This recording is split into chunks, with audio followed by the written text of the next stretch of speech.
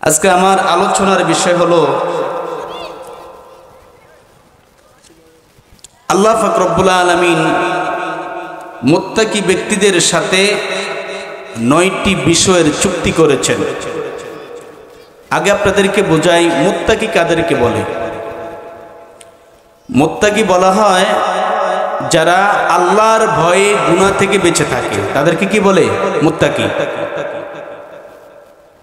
আর পুরো কোরআনুল কারীমের মধ্যে আল্লাহকে ভয় করার ব্যাপারে দুটো শব্দ এসেছে, একটা হলো খৌফ আর একটা হলো তাকওয়া। খৌফ শব্দের অর্থ হলো এমনি এমনি ভয় করা, আর তাকওয়া শব্দের অর্থ হলো আল্লাহর নিষেধিত কাজকে ঘৃণা করে ওই কাজকে ছেড়ে দেওয়ার নাম হলো তাকওয়া। আল্লাহ পাক রব্বুল আলামিন পবিত্র কালামুল্লাহর মধ্যে ইরশাদ করেন,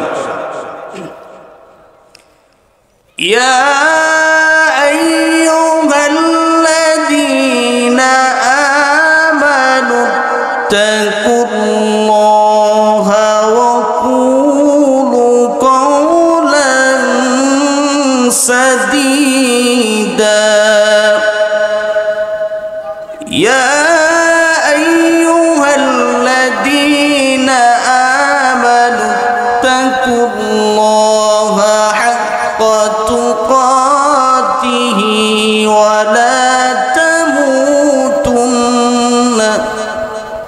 ولا تموتن إلا وأنتم مسلمون। হে ঈমানদারগণ, তোমরা আল্লাহকে ভয় করো এবং তোমরা মুসলমান হওয়া ছাড়া কবরে যেও না, মৃত্যুবরণ করো না। আল্লাহ পাক রব্বুল আলামিন যারা মুত্তাকি হবে তাদের সাথে 9টি বিষয়ের চুক্তি করেছেন। আল্লাহ পাক রব্বুল আলামিন যেই 9টা বিষয়ের চুক্তি করেছেন, কোন স্বামী যদি তার স্ত্রীর সাথে চুক্তি করে ভঙ্গ করতে পারে, বাবা সন্তানের সাথে চুক্তি করলে ভঙ্গ করতে পারে, এভাবে সমাজসেবক জনগণের সাথে চুক্তি করলে ভঙ্গ করতে পারে, দেশের প্রধানমন্ত্রী জনগণের সাথে চুক্তি করলে ভঙ্গ করতে পারে, আর এমন রব্বে কারীম বান্দার সাথে চুক্তি করলেন যা কখনো ভঙ্গ হওয়ার মতো নয়। আল্লাহ পাক রব্বুল আলামিন বলেন, যারা আমাকে ভয় করবে আমি তাদের সাথে 9টি বিষয়ের চুক্তি করলাম। 1 নম্বর চুক্তি হলো, আল্লাহ তাআলা বলেন যারা আমাকে ভয় করবে আমি তাদেরকে বিপদ আপদ এবং সমস্ত ষড়যন্ত্র থেকে হেফাজত করব। মানুষের জীবনে বিপদ আপদ আছে না নাই? সবাই বলেন আছে না নাই? ষড়যন্ত্র করে কি করে না? কারো পদ নষ্ট করার জন্য, কাউকে ক্ষমতা থেকে নামাইবার জন্য কত রকমের ষড়যন্ত্র হয়। একজন সম্মানিত ব্যক্তির সম্মান হানি করার জন্য কত রকমের ষড়যন্ত্র হয়। একজন সমাজসেবকের সমাজসেবকতা নষ্ট করার জন্য কত রকমের ষড়যন্ত্র হয়। দ্বীনের ব্যাপারে ষড়যন্ত্র হয়, কোরআন ও হাদিসের ব্যাপারে ষড়যন্ত্র হয়। আল্লাহ বলেন যারা আমাকে ভয় করবে, যারা পরিষ্কার হবে আমি তাদেরকে বিপদ আপদ এবং সমস্ত ষড়যন্ত্র থেকে হেফাজত করব। বলেন সুবহানাল্লাহ। রব্বে কারীম সূরা আলে ইমরানের 120 নম্বর আয়াতে আল্লাহ পাক রব্বুল আলামিন বলেন, ওয়া ইন তাসবিরু ওয়া তাত্তাকু লা ইয়াদুরুকুম কাইদুহুম শাইআ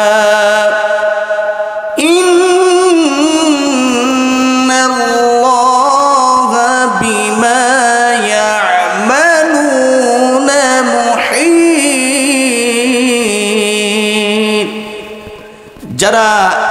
মুত্তাকি হবে, পরেজগার হবে, আমি আল্লাহকে ভয় করবে, আমি তাদেরকে বিপদ আপদ এবং সমস্ত ষড়যন্ত্র থেকে হেফাজত করব। রব্বে কারীম মুত্তাকি ব্যক্তিদের সাথে দ্বিতীয় নাম্বার চুক্তি করেন, জান্নাতে যাওয়ার জন্য যত রকমের নেকির প্রয়োজন আমি ব্যবস্থা করে দেব। জান্নাতে যেতে হলে যত নেকির প্রয়োজন আমি করার সুযোগ করে দেব।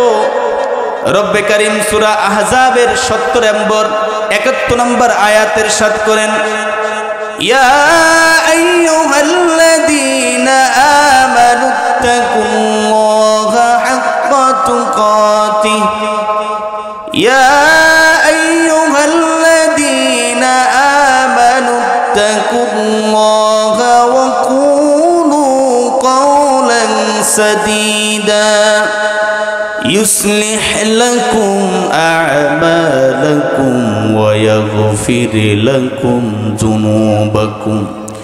আল্লাহ পাক রব্বুল আলামিন বলেন, হে ঈমানদারগণ, তোমরা আল্লাহকে যদি ভয় করো তো আল্লাহ তাআলা যখন তোমরা আল্লাহকে ভয় করবে এবং সত্য কথা বলবে, সঠিক কথা বলবে, এখন বর্তমান সমাজ থেকে শুরু করে রাষ্ট্র পর্যন্ত সত্য এবং সঠিক কথা নাই।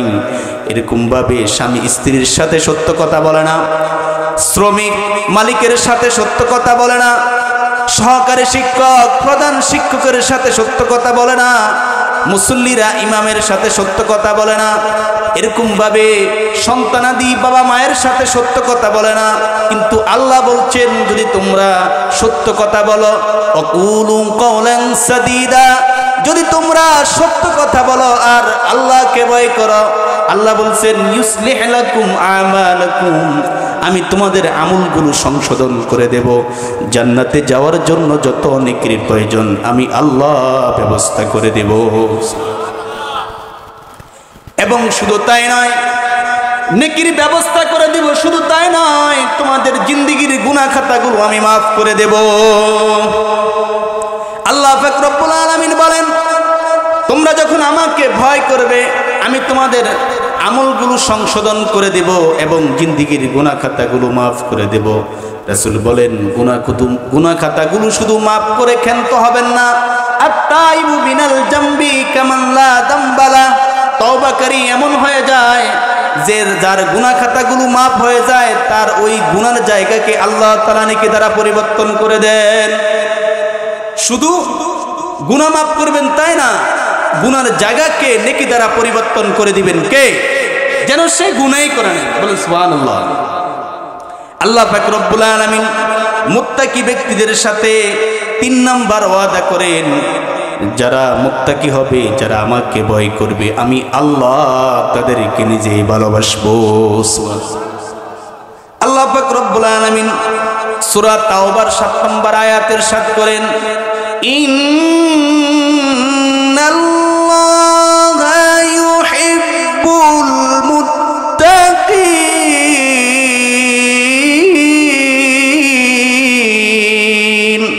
যারা পরেজগার হবে, যারা মুত্তাকি হবে, আমি আল্লাহই তাদেরকে ভালোবাসবো। এরকম ভাবে পৃথিবীতে যত রকমের ভালোবাসা দেখেন, যত রকমের আন্তরিকতা দেখেন, মা সন্তানকে ভালোবাসে, বাবা সন্তানকে ভালোবাসে, স্বামী স্ত্রীকে ভালোবাসে, স্ত্রী স্বামীকে ভালোবাসে, এরকম ভাবে শিক্ষকরা ছাত্রদেরকে ভালোবাসে। এই যত রকমের ভালোবাসা আছে, সমস্ত ভালোবাসা মাত্র 100 ভাগের 1 ভাগ।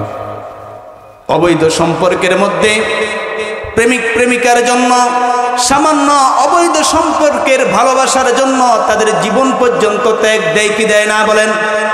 এই একটা মাত্র 100 ভাগের 1 ভাগ ভালোবাসা আল্লাহ দুনিয়াতে দেওয়ার কারণে বান্দা যদি একজন অবৈধ সম্পর্কের কারণে ছেলে মেয়ের জন্য, মেয়ে ছেলের জন্য জীবন দিতে পারে, আমার আল্লাহর কাছে তো 99 ভাগ ভালোবাসা আছে। আমার আল্লাহ না জানি বান্দাকে কত ভালোবাসে। আপনি কি জানেন না, একজন মায়ের জন্য সন্তানের লাশের পিছনে পিছনে যাওয়া জায়েজ নাই, কিন্তু একজন বাবা তার সন্তানকে কবরস্থ করার জন্য নিয়ে যেতে পারে, এটা তার জন্য জায়েজ। সন্তানকে কবরস্থ করার পরে আবার সেখান থেকে সশরীরে ফিরে আসতে পারবে। কিন্তু একজন মা সন্তানকে যখন কবরের দিকে নিয়ে যাওয়া হয়, তখন মা সন্তানের পিছনে পিছনে গিয়ে সন্তানকে যখন কবরে রাখা হবে, মাও শুয়ে যাবে আর বলবে, ও গ্রামবাসীরা, আমার সন্তানকে রাখার আগে কবরে আগে আমাকে রেখে দে, আমি আর বাড়িতে ফিরে যেতে পারবো না। এজন্য মায়ের জন্য সন্তানের লাশের পিছনে পিছনে কবরে যাওয়া যায় নাই। যদি একজন মায়ের ভালোবাসার কারণে সন্তানের কবরে শুয়ে যেতে প্রস্তুত হয়, সাধারণ 10 মাস 10 দিন ভাড়াটিয়ার মতো পেটে রাখার কারণে যদি মায়ের এত মায়া হতে পারে যে আল্লাহ আমাকে এত সুন্দর করে সৃষ্টি করলেন, সেই আল্লাহ আমাকে জানি কত ভালোবাসে। আপনি কি জানেন, যখন আপনি আল্লাহকে ভয় না করে গুনার দিকে যান, আল্লাহ তাআলা এভাবে বান্দাকে ডেকে ডেকে বলেন, ইয়া আইয়ুহাল ইনসান, ইয়া আইয়ুহাল ইনসান, মা গররাকা বিরাব্বিকাল কারীম। বলেন আল্লাহু আকবার। আল্লাযী খালাকাকা ফাসাওয়াকা ফাআদালাক ফি আইয়ি সূরাতিন মা শাআ রাক্কাবাক। আল্লাহ পাক রব্বুল আলামিন বলেন, ও বান্দা, তুমি যখন গুনার দিকে যাও, আল্লাহ কি বলে ডাকে শুনবানি? আল্লাহ এই কথা বলে ডেকে বলেন, হে মানুষ সকল, তোমাকে কোন জিনিস রব্বে কারিম থেকে ধোঁকায় ফেললো? আমি না তোমাকে সুন্দর করে বানাইলাম, তোমার সুন্দর একটা চেহারা দিলাম, তোমার সুন্দর দুটা চক্ষু দিলাম, তোমার সুন্দর দুটা কান দিলাম, তোমাকে সুন্দর একটা নাক দিলাম, সুন্দর একটা ব্রেন দিলাম, যে ব্রেনের মধ্যে সামান্য পরিমাণ সমস্যা হলে মানুষে পাগল বলে। তোমাকে রাস্তার পাগল না বানাইয়া তোমাকে আমি না সুস্থ রাখলাম। তোমাকে 3.5 হাত বডির ভিতরে কত রকমের নেয়ামত দিলাম।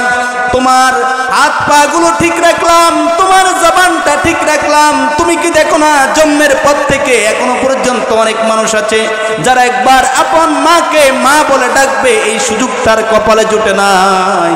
যারা জন্মের পর থেকে চোখে একবার মাকে দেখবে, এটাও তার তকদিরে জুটে নাই। জন্মের পর থেকে পায়ে হাঁটবে, এই সুযোগটা পর্যন্ত তার হয় না। আমি তোমাকে না সুন্দর অভাবে সৃষ্টি করলাম, তারপরে কেন তুমি আমাকে ভুলে গিয়ে গুনার দিকে যাও? তুমি মুত্তাকি হও, তাহলে মুত্তাকি হলে তোমার সাথে 9টা বিষয়ের চুক্তি রইল। 9টা বিষয়ের 4 নাম্বার চুক্তি আল্লাহ তাআলা নিজে বলেন, আমি আল্লাহ মুত্তাকি ব্যক্তিদেরকে সবচেয়ে বেশি, আমি মুত্তাকি ব্যক্তিদের সম্মান সবচেয়ে বেশি বাড়িয়ে দেই। বলেন সুবহানাল্লাহ। আল্লাহ পাক রব্বুল আলামিন সূরা হুজরাতের 13 নম্বর আয়াতের ইরশাদ করেন, ইন্না আকরামাকুম ইনদাল্লাহি আতকাকুম ইন্নাল্লাহা আলিমুন খাবীর। আল্লাহ পাক রব্বুল আলামিন বলেন, নিশ্চয়ই আমার নিকট সবচাইতে বড়, পুরা পৃথিবীর মাঝে যত রকমের সম্মানিত ব্যক্তি আছে, সমস্ত সম্মানিত ব্যক্তির চাইতে যারা মুত্তাকি তারা বেশি সম্মানিত। বলেন সুবহানাল্লাহ। সাধারণ একজন এলাকার মেম্বারের সম্মান থাকতেও পারে, নাও থাকতে পারে। এখন আছে, যখন তার মেম্বারিত্ব চলে যায় তার সম্মান শেষ। একজন সম্মানের সম্মান কিছুদিনের জন্য, একজন এমপির সম্মান কিছুদিনের জন্য, একজন প্রধানমন্ত্রীর সম্মান কিছুদিনের জন্য, যতদিন তার ক্ষমতা আছে। কিন্তু যারা মুত্তাকি হবে, দুনিয়া ও আখিরাতে আল্লাহ তাআলা তার সম্মান বাড়িয়ে দিবেন। বলেন সুবহানাল্লাহ। তাহলে দুনিয়া ও আখিরাতে মুত্তাকি ব্যক্তিদের সম্মান বাড়িয়ে দিবেন কে? আল্লাহ পাক রব্বুল আলামিন। আপনারা ঘটনা জানেন, হযরতে বেলাল, তিনি একদম কুৎসিত চেহারার একজন সাহাবী ছিলেন। এই সাহাবী বেলাল, তার চুলগুলো ছিল কুকড়ানো, এলোমেলো, দাঁতগুলো ছিল বড় বড়, ঠোঁটগুলো ছিল মোটা মোটা, চেহারা ছিল কুৎসিত, এরকম ভাবে মানুষটা ছিল একেবারে খাটো। তারপরে তার জবানটা স্পষ্টকর জবান ছিল না, কিন্তু আল্লাহ তাকে এত সম্মানিত বানাইলেন, এত সম্মানিত বানাইলেন। রাসূল বলেন শবে মেরাজে যখন আমি জান্নাত এবং জাহান্নাম আমাকে দেখানো হলো, তখন আমি জান্নাতের ভিতরে হযরতে বেলালের হাঁটার আওয়াজ শুনেছি। বলেন সুবহানাল্লাহ। রাসূল বলেন বেলাল রে, যখন আমি জান্নাতে গেলাম তোমার পায়ের হাঁটার শব্দ পেলাম, এমন কি তুমি আমল করো? বেলাল বলে ইয়া রাসূলুল্লাহ, অত বেশি আমল করার সুযোগ আমার হয় না, তবে আমি একটা কাজ করি, যখন আমি এরকম ভাবে নাপাক হয়ে যায় তথা আমার ওযু নষ্ট হয়ে যায়, ওযু করে সঙ্গে সঙ্গে 2 রাকাত তাহিয়াতুল ওযুর নামাজ আদায় করি। আল্লাহ রাসূল সাল্লাল্লাহু আলাইহি সাল্লাম বলেন বেলাল, তোমার এই ভালোবাসা দেখে, আল্লাহর প্রতি তোমার ভালোবাসা দেখে, এই যে তুমি 2 রাকাত নামাজ পড়ো, এর বিনিময়ে আল্লাহ তাআলা তোমার সম্মান বাড়িয়ে দিয়ে তোমার হাঁটার আওয়াজকে জান্নাতের মধ্যে আমাকে শোনালেন। বলেন সুবহানাল্লাহ। বলেন সম্মান দেওয়ার মালিক কে? এই তাই নয়, এই বেলাল ছিলেন মসজিদে নববীর মুয়াজ্জিন, ঠিক না বেঠিক? মসজিদ নববীর মুয়াজ্জিন থাকার কারণে তিনি আযান দিতেন। একবার এশার নামাজের পরে সাহাবায়ে কেরাম বলেন ইয়া রাসূলুল্লাহ, মসজিদে নববীর মুয়াজ্জিন তো হবে সুঠাম দেহের অধিকারী, তার চেহারা থাকবে সুন্দর, বংশ পরিক্রমা থাকবে ভালো, কিন্তু এমন একজন মুয়াজ্জিন আমাদের আছে, সে যখন আশহাদু আল্লা ইলাহা ইল্লাল্লাহ এই কথা যখন উচ্চারণ করে, আশের জায়গা আস অনিচ্ছায় তার জবান থেকে জড়তার কারণে চলে আসে। এখন আমরা চাই মসজিদে নববীর জন্য এমন একজন মুয়াজ্জিনের ব্যবস্থা করব, কারণ বেলালের কণ্ঠ তো এত বেশি সুন্দর নয়, সুন্দর কণ্ঠের একজন মুয়াজ্জিন মসজিদে নববীর জন্য দরকার। এবার সাহাবায়ে কেরামদের সিদ্ধান্ত ক্রমে মসজিদে নববীর মুয়াজ্জিন সুঠাম দেহের অধিকারী এবং কণ্ঠ সুন্দর, চেহারা সুন্দর, বংশ অনেক ভালো আব্দুর রহমান ইবনে আউফকে মসজিদে নববীর মুয়াজ্জিন নিযুক্ত করা হলো। মসজিদে নববীর মুয়াজ্জিন নিযুক্ত করার পরে হযরতে বেলাল শোকাহত মন নিয়ে বাড়িতে চলে গেলেন।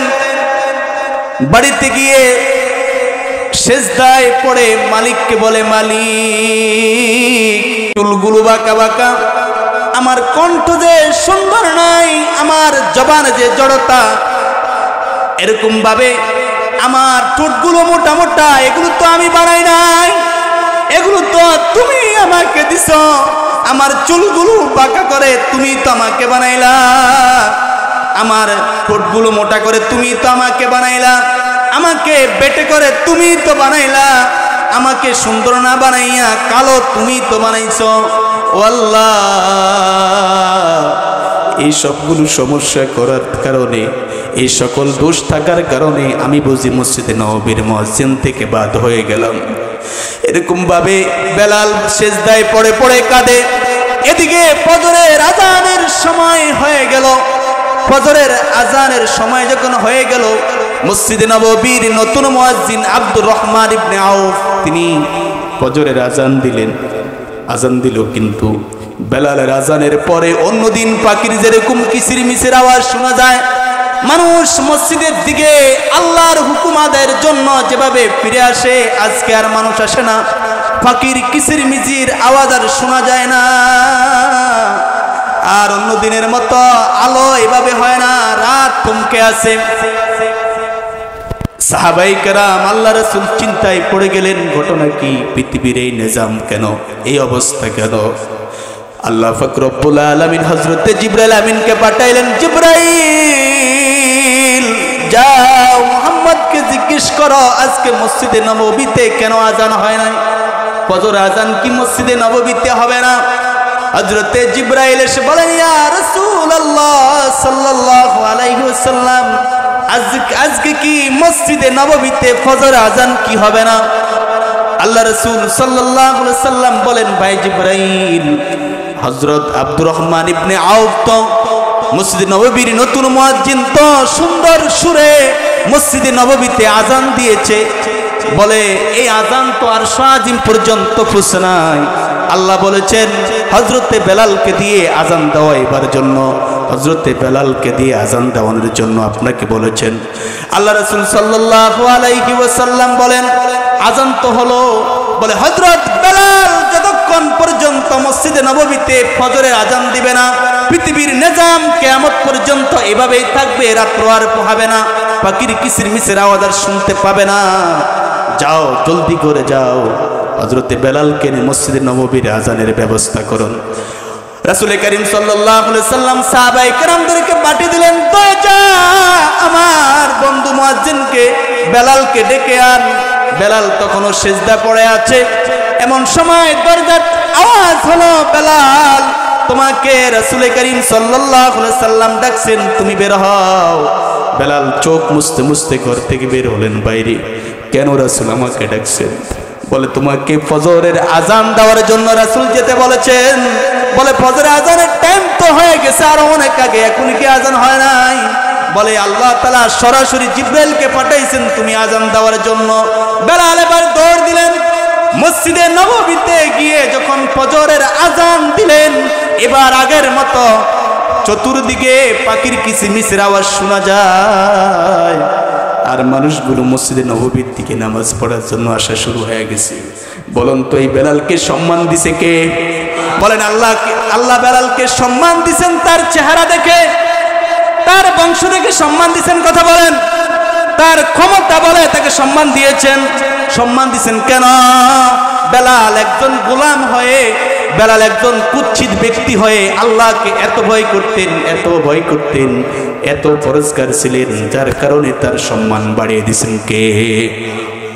আল্লাহ পাক রব্বুল আলামিন বলেন মুত্তাকি ব্যক্তিদের সাথে আমার 5 নাম্বার চুক্তি হলো, তার রিজিকের ব্যবস্থা আমি নিজেই করে দেব। যে আল্লাহর ভয়ে গুনাহ ছেড়ে দেবে, আল্লাহর ভয়ে গুনাহ ছেড়ে পরিষ্কার হবে, আমি আল্লাহ নিজে তার রিজিকের ব্যবস্থা নিজ হাতেই করে দিও। বলেন সুবহানাল্লাহ। সকলে জিকির করি লা ইলাহা ইল্লাল্লাহ। সবাই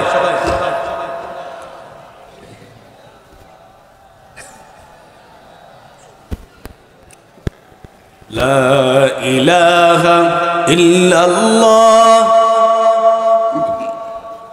ইল্লাল্লাহ লা ইলাহা ইল্লাল্লাহ লা ইলাহা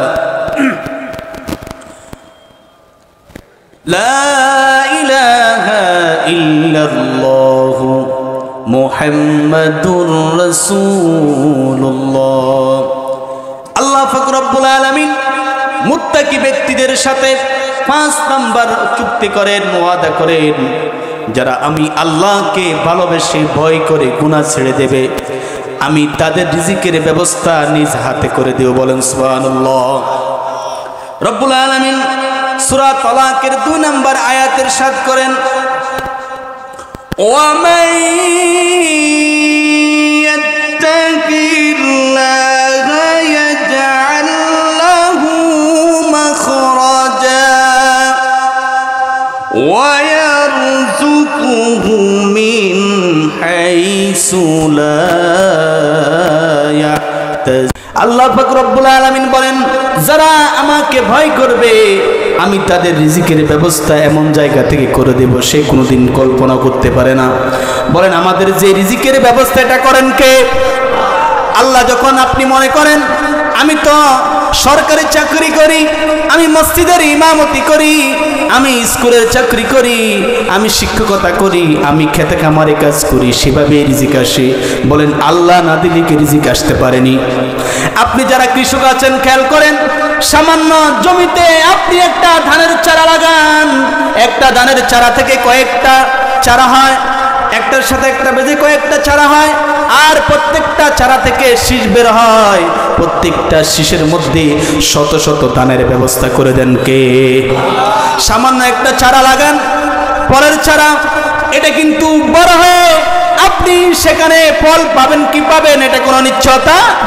একটা ফল গাছকে, একটা আম গাছকে আপনি কেটে যদি টুকরা টুকরা করে যদি খুশ করেন আম পাবেননি। ধানের গাছগুলো ধান বাইর হওয়ার আগে টুকরা টুকরা করে যদি আপনি দেখেন একটা ধানও কি খুঁজে পাবেননি। বলেন যত ফল গাছ আছে, যত রকমের আল্লাহর দানীয় আল্লাহর দেওয়া রিজিক আছে, আপনি খোঁজ করলে পাবেন না আল্লাহর দেওয়া ছাড়া।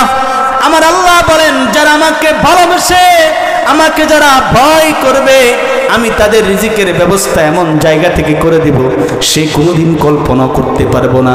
মানে কল্পনা অতীত এমন জায়গা থেকে রিজিক আল্লাহ ব্যবস্থা করে দিবেন, আপনি ভাবতেও পারবেন না। আল্লাহ বলছেন। হযরত ওমর ফারুক রাদিয়াল্লাহু তাআলার নাম আপনারা শুনছেন তো? তিনি কে ছিলেন?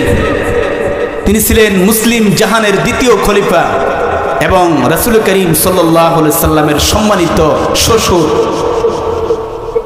যার মুসলমান হওয়াতে সর্বপ্রথম প্রকাশ্যে ইসলামের দাওয়াত দেওয়ার সুযোগ হয়েছে।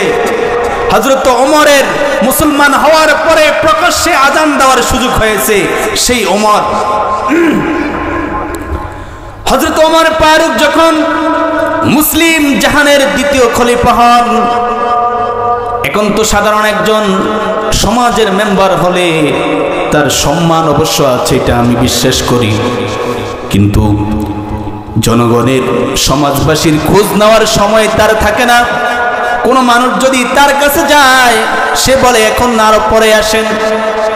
এভাবে মানুষকে তুচ্ছ তাচ্ছিল্যের সাথে অনেকে ব্যবহার করে। কিন্তু হযরতে ওমর ফারুক রাদিয়াল্লাহু তাআলা আনহু, তিনি সামান্য মেম্বার নয়, চেয়ারম্যান নয়, মন্ত্রী নয়, প্রধানমন্ত্রী নয়, তিনি ছিলেন অর্ধজাহানের বাদশা। এই পুরা পৃথিবীর অর্ধ পৃথিবীর বাদশা ছিলেন হযরত ওমর ফারুক। তিনি রাত্রবেলা সিভিল বেশে, সাধারণ বেশে তিনি রাত্রবেলা বের হতেন জনগণের অবস্থা জানার জন্য। একদিন তিনি দেখলেন পাহাড়ের পাশে জীর্ণ শীর্ণ একটা কুড়েঘর। সেই কুড়েঘরের পাশ দিয়ে যখন তিনি যাচ্ছিলেন, দেখলেন এমন মুহূর্তে একজন দুধ বিক্রেতা মহিলা তার যুবতী মেয়েকে বলে, মারে, আমাদের গাভী তো আজকে দুধ কম দিয়েছে, এই দুধের সাথে কিছু পানি মিশাও, দুধের সাথে পানি মিশালে দুধ একটু বাড়বে, আর এই টাকা আমরা বেশি পাবো, সংসারটাও সুন্দরভাবে চলবে। এরকম চিন্তা ভাবনা নিয়ে যখন মেয়েকে বলল, মেয়ে বলো, মা এটা তুমি কেন বলো? করে আস্তে কথা বল, ওমর তো শুনবে। বলে, মা তুমি তো আমাকে ওমরের ভয় দেখাও, যে আল্লাহ তোমাকে বানালেন, আমাকে বানালেন, ওমরকে বানালেন, সেই আল্লাহ তো দেখতেছেন, তোমার সেই ভয় কি হয় না? দেখেন মেয়ের কেমন আল্লাহর প্রতি ভয়, কেমন মুত্তাকি মেয়ে। বলতেছে, মা তুমি কি জানো না, তুমি সাধারণ ওমরে ফারুকের খলিফাতুল মুসলিমিনের ভয় আমাকে আস্তে কথা বলার জন্য। আপনি কি জানেন না, মানুষ যা করে আল্লাহ তাআলা তো সব কিছু দেখেন। তুমি যা কিছু করো মানুষের চোখের আড়ালে, তুমি মনে করে ঘরের দরজা জানালা বন্ধ, তুমি মনে করো তুমি এমন জায়গায় আছো সেখানে তোমাকে কেউ দেখে না, পানির নিচে ডুব দিয়ে যদিও গুনাহ করো, ঘরের দরজা জানালা বন্ধ করে যদি গুনাহ করো, গভীর জঙ্গলে গিয়ে যদি গুনাহ করো, সেখানে দেখেন কে? পৃথিবীর মানুষ যেখানে দেখে না সেখানে দেখেন কে? আল্লাহু আলিমুম বাসীর। আল্লাহ তাআলা সবকিছু জানেন এবং দেখেন। রব্বে কারীম সবকিছু দেখার অধিকার রাখেন কি রাখেন না? বলেন, রাখেন কি রাখেন না? আল্লাহ পাক রব্বুল আলামিন, তুমি যা কিছু মনে করো যে আল্লাহ পাক রব্বুল আলামিন কিছুই দেখে না, কিন্তু আল্লাহ পাক রব্বুল আলামিন মানুষ যেখান থেকে দেখে না, যেটা মানুষ দেখে না সেটা দেখেন কে? আল্লাহ। মেয়ে তখন বলতেছে, মা আপনি কি জানেন না আল্লাহ পাক রব্বুল আলামিন বলছেন, ওয়ালা তালবিসুল হাক্কা বিল বাতিলি ওয়া তাকতুমুল হাক্কা وتكتموا الحق وأنتم تعلمون। আল্লাহ বলেন, ও আমার বান্দাগণ, তোমরা জেনে শুনে হককে বাতিলের সাথে মিশাও না, কারণ তোমাদেরকে আমি সৃষ্টি করেছি মানুষের ক্ষতি করার জন্য নয়, মানুষের উপকার করার জন্য। আল্লাহ নিজে বলেন, কুনতুম খায়রা উম্মাতিন উখরিজাত লিন-নাস, আমি তো তোমাদেরকে সৃষ্টি করেছি মানুষের কল্যাণের জন্য। মেয়ে বলে, মাগো আপনি কেন দুধের সাথে সামান্য টাকার লোভে সামান্য পানি মিশাইয়া আপনি টাকার লোভে কেন আপনি হককে বাতিলের সাথে মিশাবেন? আর আল্লাহকে ভয় করুন। ওমর যদিও শুনে না শুনে কিছু আসে যায় না, আল্লাহকে ভয় করেন, কারণ এই সব কিছু দেখেন একমাত্র আল্লাহ। এক কবি বলেন, জু করতা है तू चुप कर आहले जहां से कोई देखता है तुझे आसमां से। তুমি যা কিছু করো মানুষের চোখের আড়ালে, তুমি মনে করো পৃথিবীর মানুষ তোমাকে দেখে না, তুমি গোপনে জাল দলিল বানাইয়া আরেকজনের জমি দখল করার চেষ্টা করো। রাত্রে বসে বসে মানুষের ঘর ডাকাতি করার প্ল্যান করো, চুরি করার প্ল্যান করো। জমিতে কৃষকরা ধান মেলে রেখেছে, তুমি সেখান থেকে ধান ঘরে ঢুকাইবার চেষ্টা করো। মনে করো রাত্রে তো গভীর অন্ধকার, কেউ দেখে না, যেখানে মানুষ দেখে না সেখানে দেখেন কে বলেন? হযরত ওমর ফারুক রাদিয়াল্লাহু তাআলা আনহু বাড়িতে ফিরে আসলেন। ফিরে আসার পরে তার ছেলে আব্দুল আজিজকে বলেন, আব্দুল আজিজ রে, তোমাকে বিবাহ করাইবার জন্য মনে মনে একজন মেয়ে খুঁজছিলাম, কিন্তু একজন দিনদার মুত্তাকি মেয়ে আমি খুঁজে পাই না এতদিন, কিন্তু আজকে আমি এমন একজন মুত্তাকি মেয়ের সন্ধান পেলাম। বলো, আমি যদি সেই মেয়ের সাথে তোমার বিবাহের ব্যবস্থা করি তোমার কোনো আপত্তি আছে নি? ছেলে আব্দুল আজিজ বলেন, বাবা, আপনি হলেন আমিরুল মুমিনিন, মুসলিম জাহানের দ্বিতীয় খলিফা। রাসূল বলেছেন যে আমার পরে যদি কোনো নবী আসতো, হযরতে ওমর এই নবী হতো, সে জায়গায় আমি আপনাকে কিভাবে নিষেধ করতে পারি? আপনি আমার বাবা হিসাবে যেটাই সিদ্ধান্ত নেন আমি সেটাই মেনে নেব। হযরত ওমর ফারুক রাদিয়াল্লাহু তাআলা সকালবেলা এরকম লোক পাঠাইলেন, যাও অমুক পাহাড়ের কাছে এরকম ভাবে একজন কুড়ে ঘরে মহিলা আর তার যুবতী মেয়ে আছে, তাদেরকে আমার কাছে ডেকে আনো। আসার জন্য যখন বললেন, মহিলা ভাবতে লাগলেন, হায় রে, রাত্রবেলা যে মেয়েকে দুধের সাথে পানি মিশাইতে বললাম, না জানি ওমর শুনে ফেলছে। এখন ভয়ে ভয়ে মেয়ে এবং মা দুজন আসলো। আসার পরে বলতেছেন যে হযরত ওমর বলতেছে, ও বোন, তুমি সাধারণ একজন দুধ বিক্রেতা, তোমার কাছে আমি একটা আপত্তি জানাবো। তোমার মেয়েটাকে আমার ছেলে আব্দুল আজিজের পুত্রবধূ হিসাবে দেখতে চাই, তুমি কি বলো? ওই মহিলা বলে, আমার মতো সামান্য একজন সাধারণ মহিলার মেয়েকে আপনার পুত্রবধূ বানাবেন, আব্দুল আজিজের স্ত্রী বানাবেন, আপনার মতো আমিরুল মুমিনিনের কাছে আমি আমার মেয়েকে সুপর্দ করতে পারবো, এতে তো আমার খুশির সীমা নাই। হযরত ওমর বলেন, রাত্রবেলা যে তুমি দুধের সাথে পানি মিশাইতে বললা, এটা কোন পাওয়ারে বলছো? তোমার পাওয়ারে কিন্তু আমি তোমার মেয়েকে আমার ঘরের পুত্রবধূ বানাচ্ছি না, আমি পুত্রবধূ বানাচ্ছি মেয়ের তাকওয়া দেখে। মেয়ের মধ্যে যে তাকওয়া আমি দেখেছি, আমি কোনোদিন কোনো মানুষের মধ্যে সরাসরি এরকম তাকওয়া দেখি নাই। তখন রাসূল হযরতে ওমর ফারুক রাদিয়াল্লাহু তাআলা আনহু ওই মেয়েকে নিজের ঘরের পুত্রবধূ বানিয়ে নিলেন। বলেন, এই মেয়েকে এই নিচু স্থান থেকে উঁচা স্থানে কে এনেছেন? বলেন, কে আনলেন? তার এই রিজিকের ব্যবস্থা করে দিয়েছেন কে? যে মেয়েটা সাধারণ গাভীর দুধ বিক্রি করে করে কোনো মা মেয়ে চলতো, সেই মেয়েটাকে এত সম্মানিত বানাইছে কে?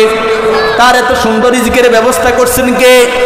কি তার ক্ষমতার বলে, তার বংশ পরিক্রমার কারণে, তার অর্থ সম্পদ, ধন সম্পদ, জায়গা জমির অভাব নাই, এজন্য তারে হযরত ওমর ফারুকের পুত্রবধূ বানাইছেন?